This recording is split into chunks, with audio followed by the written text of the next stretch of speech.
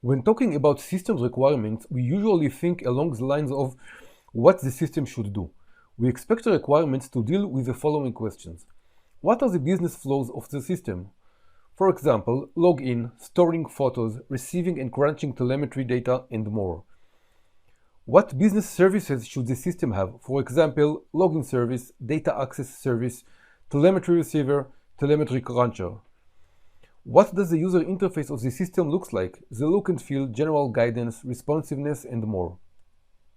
These requirements are called functional requirements. You can identify those requirements from miles. If they answer the question, what the system should do, they are functional requirements. Functional requirements are, of course, extremely important, and no system should be designed and built without them. I had the dubious pleasure of working on a system without concrete functional requirements, and I swore I would never do that again. However, for the architect, these requirements are important, but not as important as the other kind of requirements. These requirements are known as non-functional requirements, and these requirements answer roughly this question: what should the system deal with?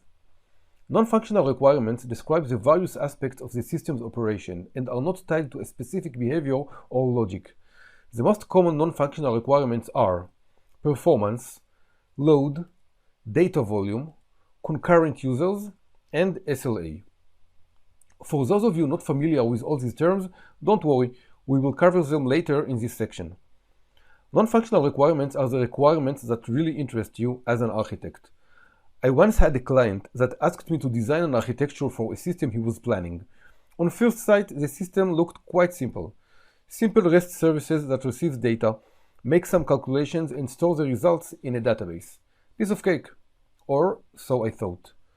Towards the end of our requirements meeting, I asked the client, what would be the maximum size of the data received by the service?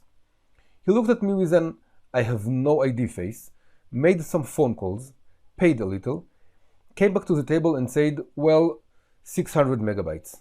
Boom. No architect in his right mind will expect a REST service to deal with such a huge request. We had to return to the drawing board and ended up with a completely different architecture. The REST services have gone, and instead, we had agents listening to a NoSQL database and waiting for the data to be stored there.